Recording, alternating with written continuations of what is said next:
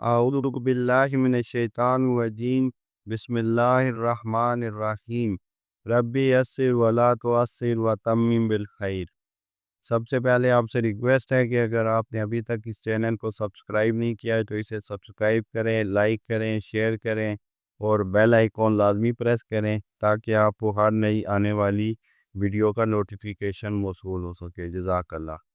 تاریخ تبری جلد اول کا ہم مطالعہ کر رہے تھے۔ آج کے ایپیسوڈ میں منوچر بادشاہ جو ہے اس کے دور حکومت کے واقعات اور اس کا ایک تفصیلی خطاب ہے، اس کے بارے میں بات کریں گے۔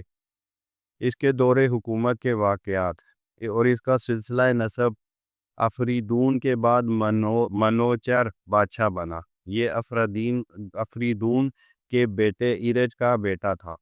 کہا جاتا ہے کہ منوچر نے پہلی مرتبہ فارس کو فارس کے نام سے پکارا۔ عرب کے نسب نامہ بیان کرنے والوں کا کہنا ہے کہ اس کا نسب نامہ یوں ہے: منوچر کیازیہ بن مشہور لزبنن بن منخشو الریخ بن ویرک بن سروشنک بن ابوک بن تبک بن فرزشک بن زشک بن فرپوزک بن کوزک بن ایرج بن افریدون بن اسکیان برکاؤ۔ بعد نے اس سے مختلف نسب نامہ بیان کیا ہے۔ دوسرا قول اس بارے میں یہ ہے کہ بعض مجوسیوں کا کہنا ہے کہ افریدون نے اپنے بیٹے ایرج کی بیوی سے جمع کیا۔ اس عورت کا نام کوشک تھا۔ اس سے ہم بستری کے نتیجے میں ایک لڑکی فرکوشک پیدا ہوئی، پھر فرکوشک سے ہم بستری ہوئی تو زوشک پیدا ہوئی، پھر زوشک سے ہم بستری ہوئی تو اس سے فرزوشک پیدا ہوئی، پھر فرزوشک سے ہم بستری ہوئی تو اس سے بیتک پیدا ہوئی، پھر بتیک سے ہم بستری ہوئی تو ایزک، اور ایزک سے ایرک پیدا ہوئی، پھر ایرک سے مباشرت ہوئی منشخر، فغیا منشخوار ربخ پیدا ہوا، اور ساتھ میں ایک لڑکی منشجرک بھی ہوئی۔ اس منشخر فاخ نے مباشرت کی تو اس سے منشخر نر نامی لڑکا پیدا ہوا، اور ایک لڑکی منشر اروک پیدا ہوئی۔ پھر منشخر نے منشرا روک سے وتی کی تو اس سے منوچر پیدا ہوا۔ بعض مجوسیوں کا کہنا ہے کہ منوچر دنیاون نامی جگہ پیدا ہوا، مگر بعض دیگر کا کہا ہے وہ رے میں پیدا ہوا، اور جب منشخر بز اور منشر اروک کے ہاں منوچر پیدا ہوا تو انہوں نے توج اور سلم کے خوف کی وجہ سے پیدائش کے واقعے کو چھپا لیا۔ منوچر جب بڑا ہوا تو اپنے دادا افریدون کے پاس چلا گیا۔ اس کے ساتھ بلائی کا معاملہ کیا گیا اور اس کے لیے وہی کیا گیا جو اس کے دادا ایرج کے لیے کیا گیا تھا، یعنی اسے وہاں کا بادشاہ بنایا گیا۔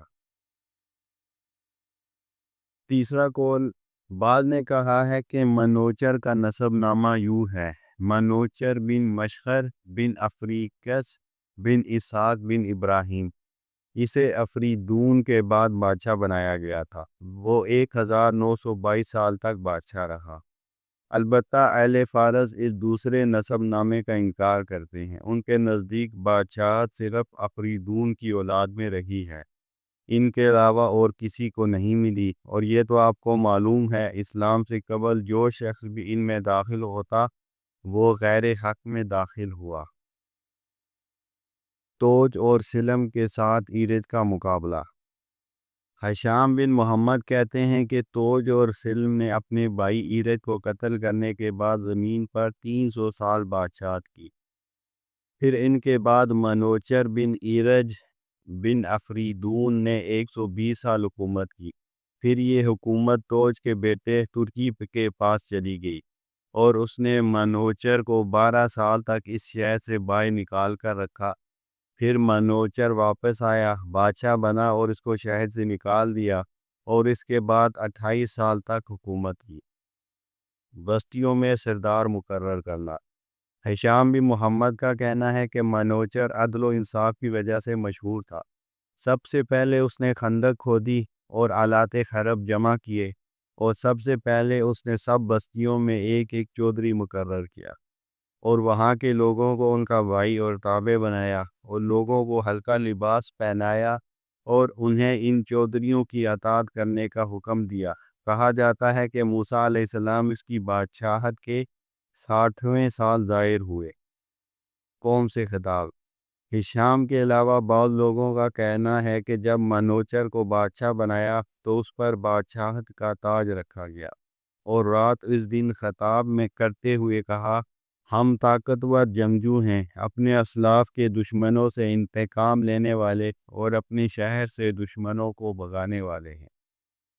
افریدون کا بدلہ۔ چنانچہ وہ اپنے دادا ارج بن افریدون کے خون کا بدلہ لینے کے لیے ترک کے علاقے میں گیا، اور وہاں توج بن افریدون اور اس کے بھائی سلم کو قتل کر کے اپنا بدلہ لیا اور واپس آ گیا۔ کہا جاتا ہے کہ اس واقعے کے 60 سال بعد ترکی کے بادشاہ افراسیاب بن پشنج نے منوچر کو گرفتار کر لیا۔ منوچر اور افراسیاب میں دشمنی کا خاتمہ۔ پھر منوچر اور افراسیاب کے درمیان اس بات پر صلح ہوئی کہ منوچر کی جانب سے ایک شخص تیر پھینکے گا، تیر کی حد تک اس کی حکومت ہوگی۔ منوچر نے اشباتر سے، اسے ایرش بھی کہتے ہیں، کہ ذمہ یہ کام لگایا۔ اس نے زور سے تیر پھینکا، وہ بڑا طاقتور آدمی تھا، تو اس کا تیر تبرستان سے بلخ کی نہر تک پہنچا، تو بلخ کی نہر ان دونوں حکومتوں کا بارڈر بن گئی، اور اس عمل کے بعد افراسیاب اور منوچر کے درمیان جنگ بند ہو گئی۔ دریاؤں سے نہریں نکالنا۔ کہا جاتا ہے کہ منوچر نے دریائے سرات سے دجلہ اور بلخ جیسی بڑی بڑی نہریں نکالی۔ کہا جاتا ہے کہ دریائے فرات اس نے کھدوایا، اور پھر لوگوں کو حکم دیا کہ زمین میں کھیتی باڑی کریں اور اسے آباد کریں، اور جنگجو لوگوں کے وظائف میں اضافہ کیا، اور اپنی ریاست کو وہیں تک رکھا جہاں تک اشباتیر کا تیر پہنچا تھا۔ منوچر کا قوم کو دمکانا۔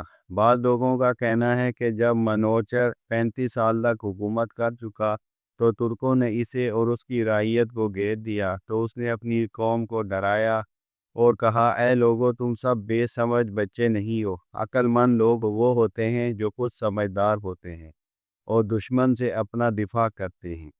ترکوں نے ہر طرف سے تمہیں گھیر لیا ہے، اور ان کے ساتھ جہاد کرنے کے علاوہ اور کوئی راستہ نہیں۔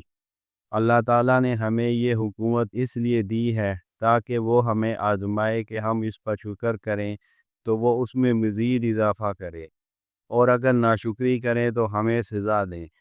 ہم معزز گھرانے والے ہیں، اور بادشاہت اللہ تعالیٰ کے ہاتھ میں ہے۔ جب کل صبح ہو تو تم سب حاضر ہو جاؤ۔ سب نے آمادگی ظاہر کی تو کہا، اب چلے جاؤ۔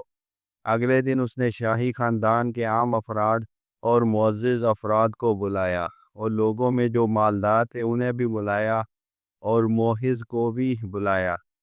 اسے اپنی چارپائی کی کرسی کے سامنے بٹھایا، پھر اپنی چارپائی پر کھڑا ہوا، اور شاہی افراد اور معزز مالدار لوگ بھی کھڑے ہو گئے۔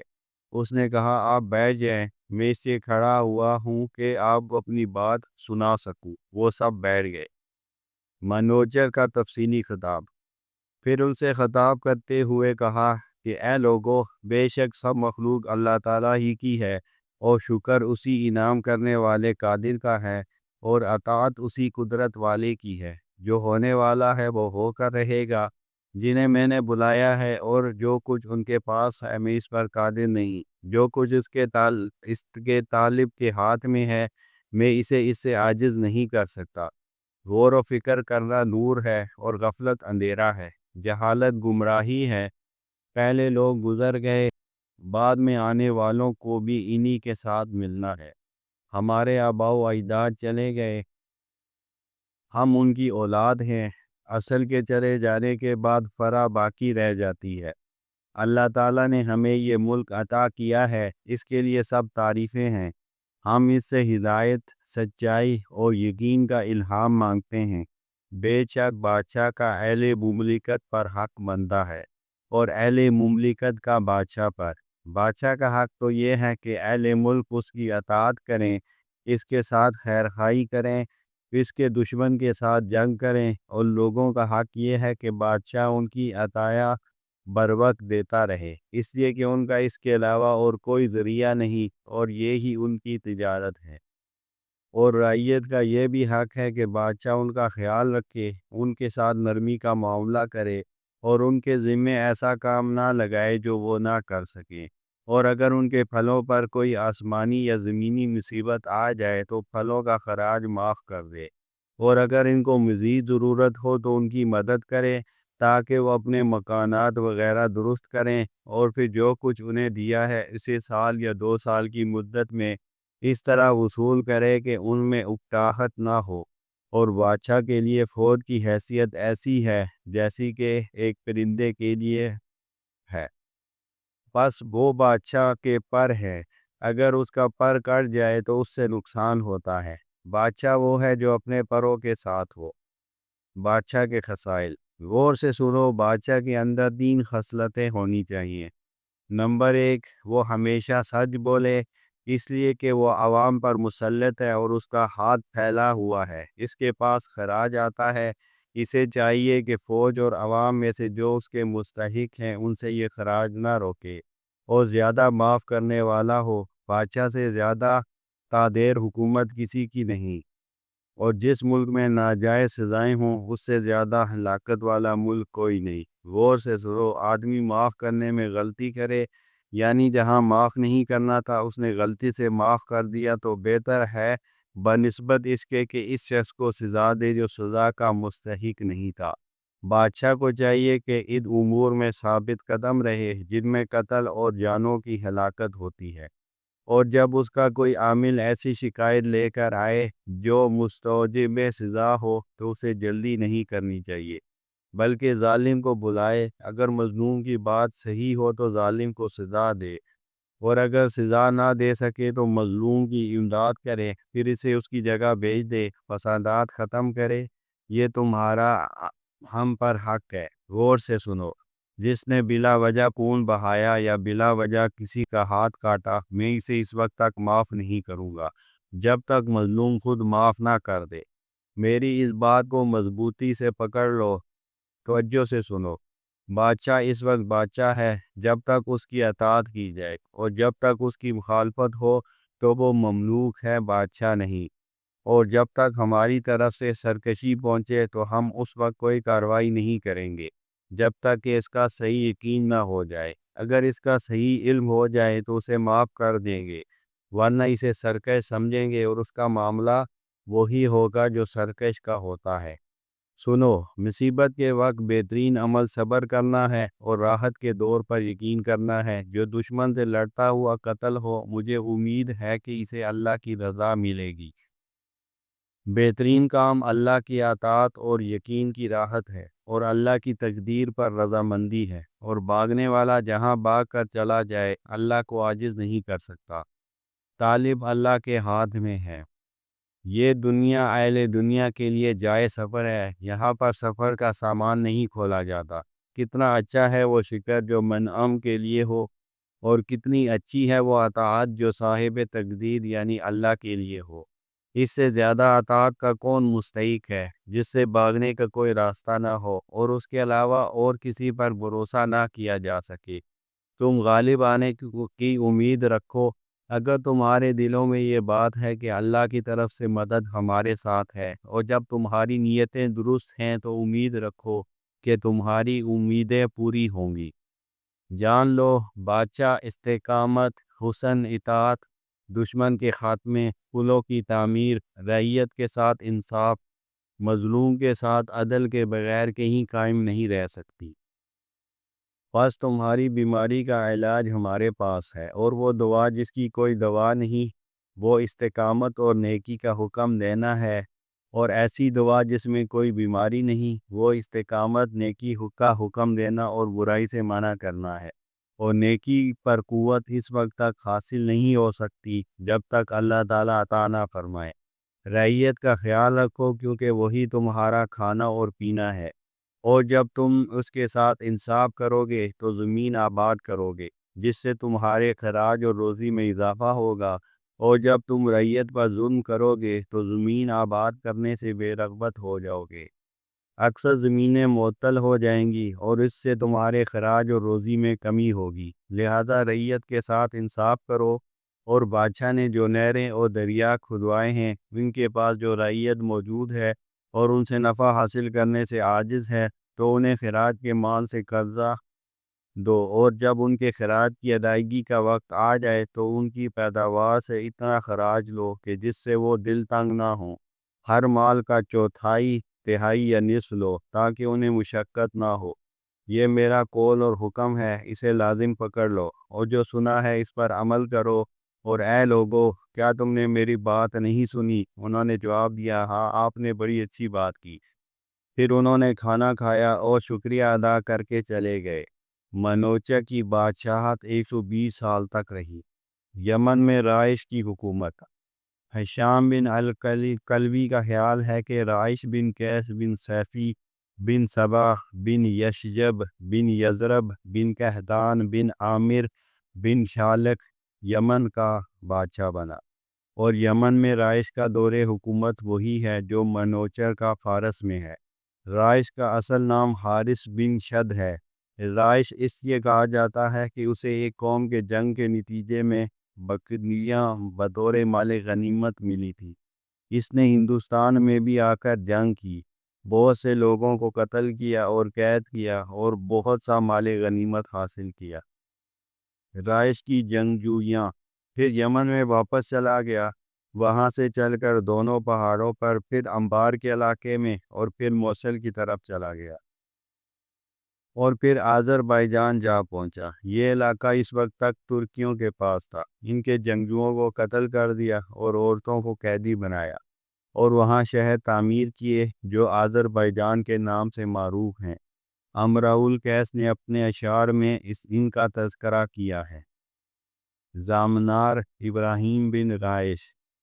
راوی کہتے ہیں کہ شاعر نے زامنار نامی جس شخص کا ذکر کیا ہے وہ رائش کا بیٹا ہے، جو اس کے بعد بادشاہ بنا۔ اس کا نام ابراہیم بن رائش تھا۔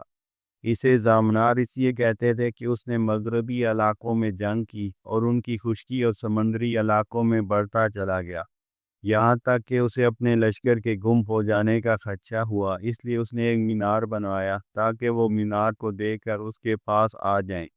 راوی کہتے ہیں کہ اہل یمن کا خیال ہے کہ اس نے اپنے بیٹے عبد بن ابراہیم کو مغربی علاقوں کی طرف بھیجا۔ اس نے بھی مال غنیمت جمع کیا۔ اس کے پاس نبنا سنامی قوم کے لوگ آئے جن کی شکلیں خوفناک تھیں۔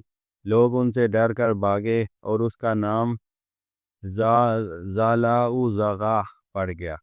ابرہہ ان بادشاہوں میں سے تھا جنہوں نے بہت زیادہ علاقوں پر قبضہ کیا تھا۔ شاہ یمن کے تذکرے کا سبب۔ یہاں یمن کے بادشاہوں کا ذکر اس لیے کیا گیا ہے کہ یمن میں رائش ان دنوں بادشاہ تھا جن دنوں منوچر فارس میں بادشاہ تھا۔ ان دونوں کے لوگ فارس کے بادشاہوں کے عمال ہوتے تھے اور ان کی طرف سے انہیں گورنری عطا ہوتی تھی۔